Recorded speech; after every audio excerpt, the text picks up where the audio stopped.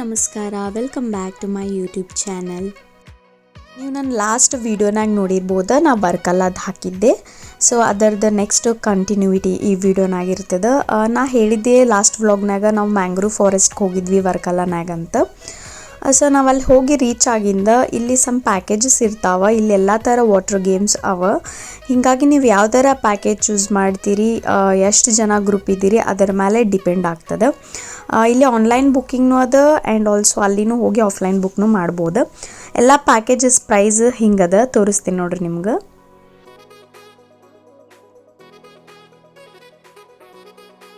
So ನಾವಿಲ್ಲಿ boat safari service ತೊಗೊಂಡಿದ್ವಿ. Kayaking ಅದೆಲ್ಲ ಅದ ಇಲ್ಲಿ. ಇದು ಮ್ಯಾಂಗ್ರೂವ್ ಫಾರೆಸ್ಟ್ ಬಂದು ಕೊಲ್ಲಂ ಡಿಸ್ಟಿಕ್ನಾಗ ಅದ. ವರ್ಕಲಲ್ಲಿಂದ ನಿಮ್ಗೆ 18 ಕಿಲೋಮೀಟರ್ಸ್ ದೂರ ಅದ ಇದು. ಆ್ಯಂಡ್ ಯಾರಾದರೂ ಕಯಾಕಿಂಗ್ ಮಾಡೋರಿದ್ರೆ ಇಲ್ಲಿ ಹೋಗ್ಬೋದು. ಲೈಕ್ ನೀವು ಆರಾಮ್ ಒಂದು 4 ಕಿಲೋಮೀಟರ್ಸ್ ಅಷ್ಟು ಕಯಾಕಿಂಗ್ ಮಾಡಬಹುದು ಇಲ್ಲಿ. ಮಾರ್ನಿಂಗ್ ಅಥವಾ ಈವ್ನಿಂಗ್ ಹೋದ್ರೆ ಅಂದ್ರೆ ನಿಮ್ಗೆ ಪರ್ಫೆಕ್ಟ್ ಟೈಮಿಂಗ್ಸ್. ನೀವು ವರ್ಕಲಾಕ್ಕೆ ಹೋಗೋದೇ ಇದ್ರೆ ನೀವು ಮ್ಯಾಂಗ್ರೂವ್ ಫಾರೆಸ್ಟ್ನ ನಿಮ್ಮ ಪ್ರಯಾರಿಟಿ ಒಳಗೆ ಫಸ್ಟ್ ಲಿಸ್ಟ್ನಾಗ ಇಟ್ಕೊಂಡು ಬಿಡ್ರಿ. ಇಲ್ಲಿ ಹೋಗೋದು ಮಿಸ್ ಮಾಡಲೇಬೇಡ್ರಿ. ವಂಡರ್ಫುಲ್ ಎಕ್ಸ್ಪೀರಿಯನ್ಸ್ ಆಗ್ತದೆ ಇಲ್ಲಿ ಹೋದ್ರೆ. ನೀವು ಒಂಥರ ವೈಬ ಡಿಫ್ರೆಂಟ್ ಅದ ಆ್ಯಂಡ್ ನೇಚರ್ ಲವರ್ಸಿಗೆ ಹೇಳಿ ಮಾಡಿಸ್ತಂಗದ ಇದು ಫಾರೆಸ್ಟ್.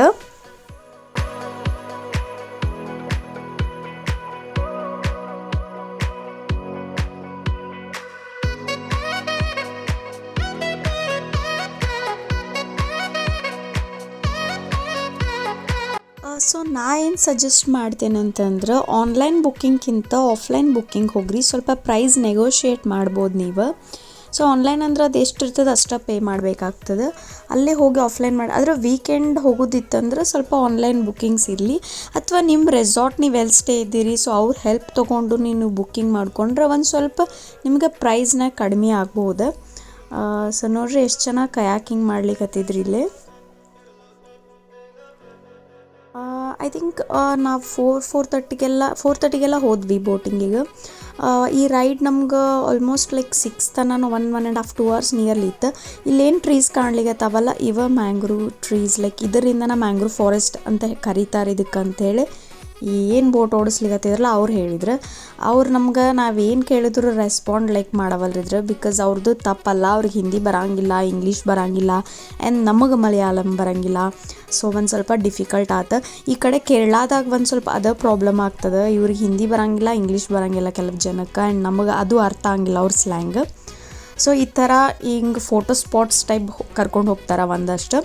ಫೋಟೋ ಲವರ್ಸಿಗಂತೂ ಹೇಳಿ ಮಾಡಿಸ್ದಂಗೆ ಅದ ಇದು ಫಾರೆಸ್ಟ್. ಮಸ್ತ್ ಲೈಕ್ ಫೋಟೋಸ್ ಮಾತ್ರ ಸೈಕ್ ಬರ್ತಾವೆ.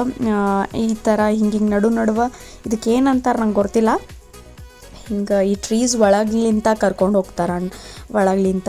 ಸೊ ಇಲ್ಲಿ ನಿಲ್ಲಿಸ್ತಾರೆ ಫೋಟೋಕ್ಕೆ ಅಂಥೇಳಿ. ಆ್ಯಂಡ್ ಅವರು ಬೋಟ್ ತೊಗೊಂಡು ಬಂದಿರ್ತಾರಲ್ಲ ಅವ್ರ ಹತ್ರನೂ ಸ್ವಲ್ಪ ಪ್ರಾಪರ್ಟೀಸ್ ಎಲ್ಲ ಇರ್ತಾವೆ. ಲೈಕ್ ಹ್ಯಾಟ್ಸ್ ಅಂಥದ್ದೆಲ್ಲ ಇರ್ತಾವೆ.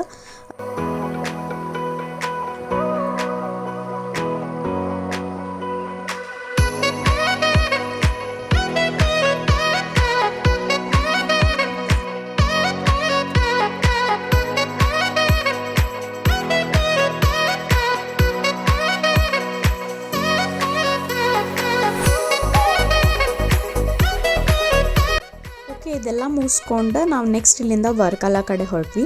ಸೊ ನಮ್ಮ ವೆಹಿಕಲ್ದವ್ರು ನಮ್ಮ ಜೊತೆ ಏನೆಲ್ಲ ಪ್ಯಾಕೇಜ್ ಮಾತಾಡಿದ್ರಲ್ಲ ಇದೆಲ್ಲ ಕವರ್ ಮಾಡ್ತೇವೆ ಒನ್ ಡೇನಾಗ ಅಂತ. ಸೊ ಅದೆಲ್ಲ ಕವರ್ ಮಾಡಿದ್ರು. ನೆಕ್ಸ್ಟ್ ನಾವೀಗ ಕಾಪಿಲ್ ಬೀಚ್ ಕಡೆ ಹೊಂಟೇವಿ. ಸೊ ನಮ್ಗೆ vehicle charge I think 4K ತೊಗೊಂಡ್ರು ಅವರು. ಕಾಪಿಲ್ ಬೀಚ್ ಏನು ಸ್ಪೆಷಾಲಿಟಿ ಅಂತಂದರೆ ಈ ಕಡೆ ಲೆಫ್ಟ್ ಸೈಡ್ ನಿಮ್ಗೆ ರಿವರ್ ಇರ್ತದೆ and right side beach. So ನಾವು ಹೋದಾಗ ಅಲ್ಲಿ ಟೈಟ್ಸ್ ಭಾಳ ಇರೋದ್ರಿಂದ ಅಲ್ಲಿ ನೀರಿನಾಗ ಆಟ ಆಡಲಿಕ್ಕೆ ಬಿಡಲಿಲ್ಲ. ಹೀಗಾಗಿ ಸ್ವಲ್ಪ ಹೊತ್ತು ಟೈಮ್ ಸ್ಪೆಂಡ್ ಮಾಡಿ ನಾವಿಲ್ಲಿಂದ ಹೊರಟ್ವಿ.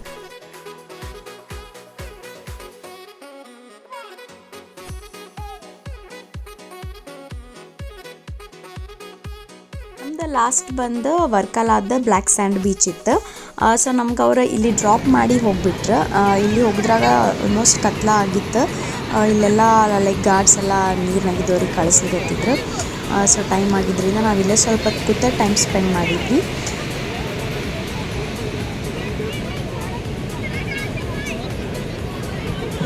ಫುಲ್ ಲೈಟಿಂಗ್ಸ್ ಕಾಣ್ಲಿಕ್ಕತ್ತಾವಲ್ಲ ಅದು ವರ್ಕಲಾದ ನಾರ್ತ್ ಕ್ಲಿಫ್. ಅದು ಬೆಳಗ್ಗೆ ಹೆಂಗಿರ್ತದೆ ಅಂತ ತೋರಿಸ್ತೇನೆ ನೆಕ್ಸ್ಟ್ ನಿಮ್ಗೆ.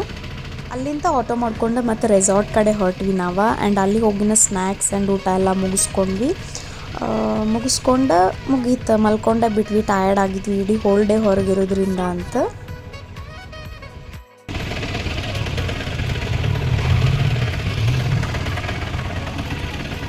The next day. ಬೆಳಗ್ಗೆ ಎದ್ದ ಮತ್ತು ಕಾಂಪ್ಲಿಮೆಂಟ್ ಬ್ರೇಕ್ಫಾಸ್ಟ್ ದೋಸೆ ಇತ್ತು ಮತ್ತು ಚೋಲೆ ಭಟೂರೆ ಇತ್ತು ನೆಕ್ಸ್ಟ್ ಡೇ. ಆ್ಯಂಡ್ ದೆನ್ ಅಲ್ಲಿಂದ ನಾ ಹೇಳಿದೆ ಅಲ್ಲ ಮೊದಲು ನಿಮ್ಗೆ ನಂದು ಇನ್ನೊಂದು ವ್ಲಾಗ್ನಾಗ, ನಮ್ದು ರೆಸಾರ್ಟ್ ಬಂದು ವೋಕೇಬಲ್ ಇತ್ತು ಬೀಚ್ಗೆ. ಸೊ ನಿಮ್ಗೆ ನಾರ್ತ್ ಕ್ಲಿಫಿಗೆ ಈ ಥರ ಫುಲ್ ಲೇನ್ ಶಾಪಿಂಗ್ ಸ್ಟ್ರೀಟ್ ಬರ್ತದೆ. ಅಂದರೆ ಬೀಚ್ ವೇರ್ ಆ ಥರ ಬೀಚ್ ಅಟೈರ್ಸ್ ಬೀಚ್ ಯೂಸ್ ಆಗಂಥದ್ದು ಅಷ್ಟೇ. ಸೊ ನಾವೇನು ಶಾಪ್ ಮಾಡಲಿಲ್ಲ ಇಲ್ಲಿ. ಆ್ಯಂಡ್ ಭಾಳ ಎಕ್ಸ್ಪೆನ್ಸಿವ್ನು ಅನ್ನಿಸ್ತು. ಆ್ಯಂಡ್ ಆಲ್ಸೋ ಬರೀ ಶಾಪಿಂಗ್ ಸ್ಟ್ರೀಟ್ ಅಷ್ಟೇ ಅಲ್ಲ, ಫುಲ್ ಕೆಫೇಸ್ನೂ ಅವ ಇಲ್ಲಿ. ಭಾಳ ಅಂದ್ರೆ ಭಾಳ ಕೆಫೇಸ್ ಅವ ಇಲ್ಲಿ, ಫುಲ್ ನಿಮ್ಗೆ ಅವೇ ಸಿಗ್ತಾವೆ beach side cafe. And resorts ಅವ ಇಲ್ಲೇ ಬೀಚ್ ಹತ್ರ, ನಮಗೆ ಸಿಕ್ಕಿಲ್ಲ, ಅದಕ್ಕೆ ನಾವು ಸ್ವಲ್ಪ ದೂರ ಮಾಡಿದ್ವಿ. ನಡ್ಕೊಂಡು ನಾವಿಲ್ಲೇ ಬೀಚ್ ಕಡೆ ಬಂದ್ವಿ. ಸೊ ನಮ್ದು ಲಾಸ್ಟ್ ಡೇ ಇವತ್ತು ಬೀಚ್ನಾಗ ಆಟಾಡಿ ಹೋಗೋಣ ಅಂತೇಳಿ ಬಂದ್ವಿ. ಆ್ಯಂಡ್ ಆಲ್ಸೋ ಇಲ್ಲಿ ಏನಂತಂದ್ರೆ ನೋಡಿರಿ, ನಾನು ಶಂಕು ಸಿಕ್ಕು ನನಗೆ ಹುಡುಕ್ಯಾಡ್ಲಿಕ್ಕತ್ತಿದ್ದೆ ನಾ ಏನಾರ ಸಿಗ್ತಾವೇನಂತ, ಏನೂ ಸಿಗಲೇ ಇಲ್ಲ. ಇವು ಸಣ್ಣ ಸಣ್ಣ 4 ಶಂಕು ಸಿಕ್ತು, ಅದನ್ನು ಕ್ಯಾಪ್ಚರ್ ಮಾಡಿದೆ ನಾನು. ಬೆಳಗ್ಗೆ ಟೈಮಿಗೆ ಹೋಗಿದ್ರಿಂದ ಲೈಕ್ 8:30 ಆಗಿತ್ತು ಅಷ್ಟೇ ನಾವು ಹೋದಾಗ. ಸರ್ಫಿಂಗ್ ನಡೆದಿತ್ತಿಲ್ಲೇ, ಸರ್ಫಿಂಗ್ ಮಾಡ್ಲಿಕ್ಕತ್ತಿದ್ರು, ಎಷ್ಟು ಜನ ಮಾಡ್ಲಿಕ್ಕತ್ತಿದ್ರು, ಅದನ್ನ ನೋಡ್ಕೊತಾನೆ ಕೂತಿದ್ವಿ ನಾವು. ಲಾಸ್ಟ್ ಡೇ ಆಫ್ ಕೇರಳ, ಹೋಗ್ಲಿಕ್ಕೆ ಮನಸ್ಸಿರಲಿಲ್ಲ, ಭಾಳ ಬೇಜಾರಾಗ್ಲಿಕ್ಕತ್ತಿತ್ತು ಹೋಗೋದಂತ. ಸೊ ರಿಟರ್ನ್ ಹೋಗ್ಬೇಕಾದ್ರೆ ಮ್ಯಾಲಿಂದ ನಮ್ಗೆ ಡಾಲ್ಫಿನ್ ಕಂಡ್ವ, ಫೋನ್ನಾಗ ಅದು ಕ್ಯಾಪ್ಚರ್ ಆಗಲಿಲ್ಲ. ಸೊ ಹಿಂಗಾಗಿ ನಾನು ನನ್ನ ಕಣ್ಣಾಗ ಕ್ಯಾಪ್ಚರ್ ಮಾಡ್ಕೊಂಡು ಬಂದ್ಬಿಟ್ಟೇನೆ. 1 hour later. ಅಲ್ಲಿಂದ ಬಂದ ಲಗೇಜ್ ಅದು ಪ್ಯಾಕ್ ಮಾಡಿಕೊಂಡು ಊಟ ಮಾಡಿಕೊಂಡು ಇಲ್ಲಿಂದ ಹೊರಟ್ವಿ ನಾವು. ಇಲ್ಲಿಂದ ಹೋಗ್ಬೇಕಾದ್ರೆ ಸ್ವಲ್ಪ ಬೇಜಾರಿತ್ತು ನಮ್ಗೆ, ಮಿಕ್ಸ್ಡ್ ಫೀಲಿಂಗ್ಸ್, ಹೋಗ್ಲಿಕ್ಕೆ ಮನಸ್ಸಿರಲಿಲ್ಲ. ಬಟ್ ಅಟ್ ದ ಎಂಡ್ ನಾವು ಹೋಗಲೇಬೇಕು. ಮತ್ತು ಇನ್ನೊಂದ್ಸಲ ಬಂದಾತ ಅಂಥೇಳಿ ನಾವು ಪ್ಲ್ಯಾನ್ ಮಾಡ್ಕೊಂಡು ಮತ್ತು ಇನ್ನೂ ನೋಡೋದು ಭಾಳ ಅದ ಕೇರಳದಾಗ.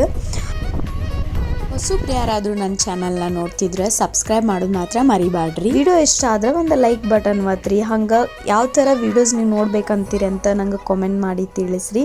ಸೊ ನಾ ಏನು ಹೇಳಿದೆ, ಮ್ಯಾಂಗ್ರೋವ್ ಫಾರೆಸ್ಟ್ ಒಳಗೆ ಫೋಟೋಸ್ ಮಸ್ತ್ ಬರ್ತಾವೆ, ಪಿಕ್ಚರ್ಸ್ ಅಂತ. ಸೊ 1-2-3 ಕ್ಲಿಪ್ಪಿಂಗ್ಸ್ ನಿಮ್ಗೆ ಹಾಕೇನಿ, ಐಡಿಯಾ ಬರ್ತದೆ ನಿಮ್ಗೆ. ಸೊ ನಿಮ್ಗೆ ಯಾವ ಥರ ನೋಡ್ಬೇಕಂತೀರಿ ವೀಡಿಯೋಸ್ನ ಅನ್ನೋದು ನನಗೆ ಕಾಮೆಂಟ್ ಮೂಲಕ ತಿಳಿಸ್ರಿ. ಸೊ ನನಗೆ ಈಸಿ ಆಗ್ತದೆ ಯಾವ ಥರ ಮಾಡಬೇಕಂತ. ಆ್ಯಂಡ್ ನಾವು ನೆಕ್ಸ್ಟ್ ಡೇ ಬ್ಯಾಂಗ್ಳೂರ್ನ ರೀಚ್ ಆದ್ವಿ. ಸೊ ನಾನು ನಿಮಗೆ ಮತ್ತೆ ನನ್ನ ನೆಕ್ಸ್ಟ್ ವ್ಲಾಗ್ನಾಗ ಸಿಗ್ತೀನಿ. See you, bye.